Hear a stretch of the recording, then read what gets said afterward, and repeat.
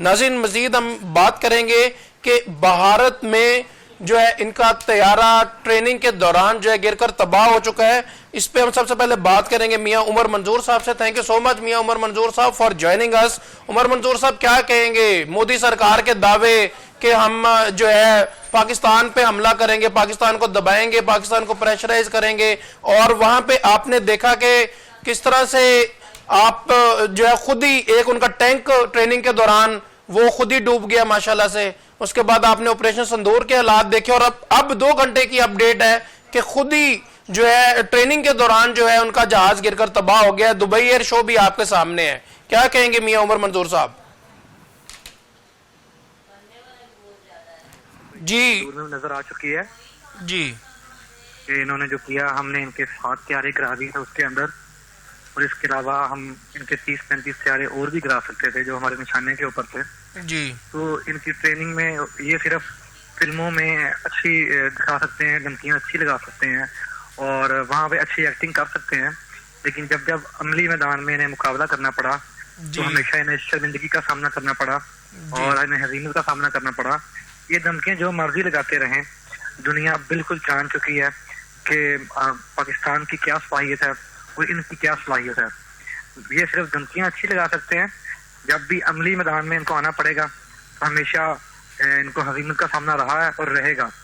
ये जैसी मर्जी हमें धमकियां लगाएं, ये अगर कोई सीरियस काम करेंगे तो पाक फौज ने पहले भी इनके साथ तैयारी कराए जिनको इन पे बड़ा मान था।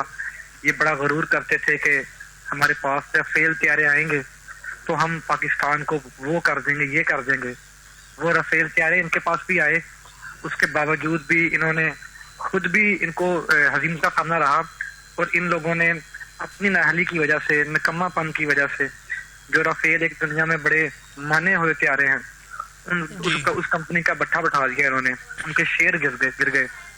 बिल्कुल सही। अगर अभी तो उमर मंजूर साहब, अभी तो जो है भारतीय फजाइया का तरबियती तैयारा उत्तर प्रदेश के प्रयागराज में एक तालाब में गिरकर खुद भी ऑटो में तबाह हो गया है। तो ये क्या जंग लड़ेंगे?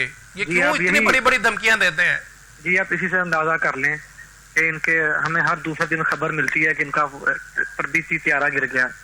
तो आगे अगर ये तरबीती तैयारे इनके खुद गिर रहे हैं, जब इनको अगर आगे से पाकिस्तान की एयरफोर्स का सामना करना पड़ेगा तो फिर इनकी हालत क्या होगी, इसी से आप अंदाजा कर लें। बिल्कुल सही। उमर मंजूर साहब, क्या कहेंगे आप? सुप्रीम लीडर पर हमला पूरी इस्लामी दुनिया के खिलाफ जंग तस्वर किया जाएगा। ईरानी हकाम ने सुप्रीम लीडर आयतुल्लाह खामनाई के खिलाफ किसी भी मुमकिन कार्रवाई पर इंतहाई सख्त मौक़िफ़ इख्तियार करने का कहा है। अमेरिका को संगीन नताइज से खबरदार भी किया है। क्या कहेंगे? अमेरिका की जो वेनेज़ुएला देख लें, अब ग्रीनलैंड के पीछे हैं, और ईरान के साथ इन्होंने जो किया, रजीम चेंज करने की नाकाम कोशिश की, तो क्या कहेंगे आप इस पे मियां उमर मंजूर साहब? देखें, वेनेज़ुएला की और ईरान की सूरत हाल दोनों मुख्तलिफ हैं।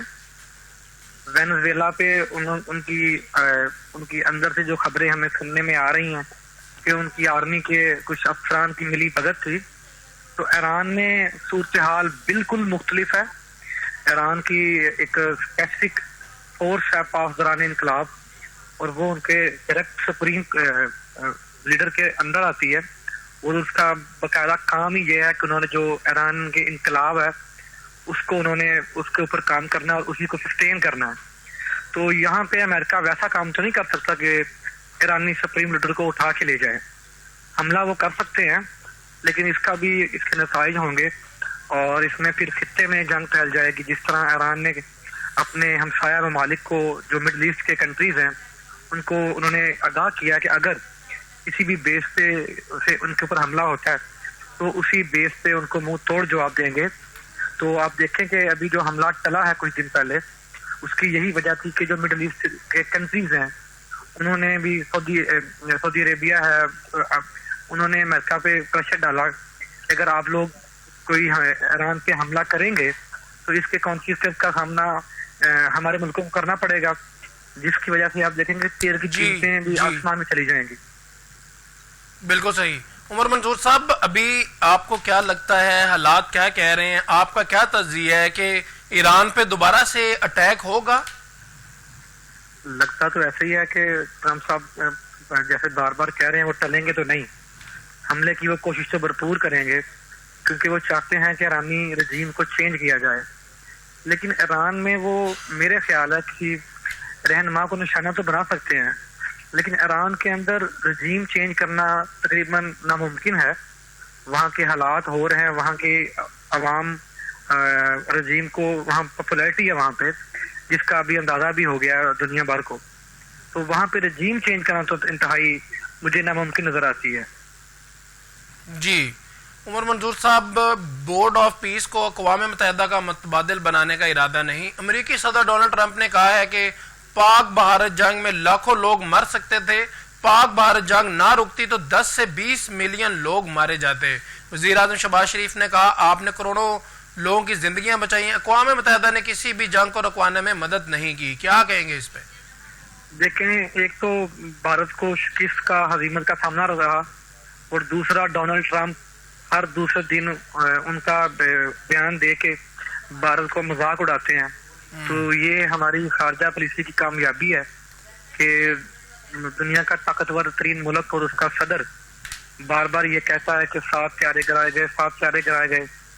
تو اس سے بھارت کا وہ سمجھے کہ ہر روز ایک شرمندگی اور شکست کا سامنا رہتا ہے کہ دنیا کا طاقتور ترین ملک کا صدر ان کو بار بار ایک طرح سے تانے مارتا ہے.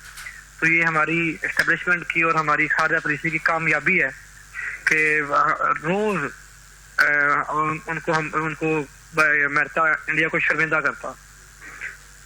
جی عمر منظور صاحب, آپ پاکستان اور افغانستان کے تعلقات میں کیا کہیں گے؟ افغان طالبان رجیم عوامی فلاح و بہبود سے لا تعلق ہے, فقط دہشت گردی پر زور.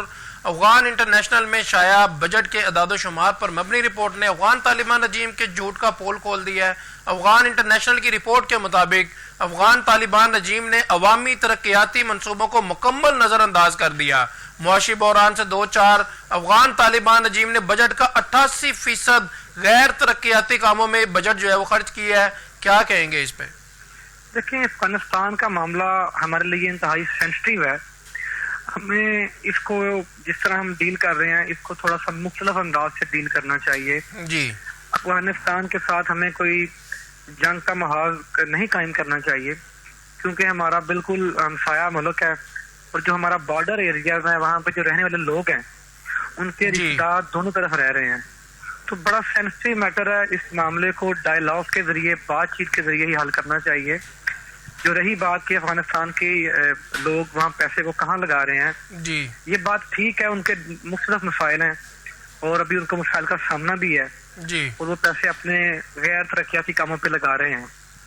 لیکن وہاں پہ بھی ان کی رجیم میں ان کے یہ بات تو ٹھیک ہے کہ پاپولیرٹی اتنی نہ ہو, لیکن وہاں پہ حالات ایسے ہیں کہ رجیم وہاں پہ بھی چینج نہیں ہو سکتی.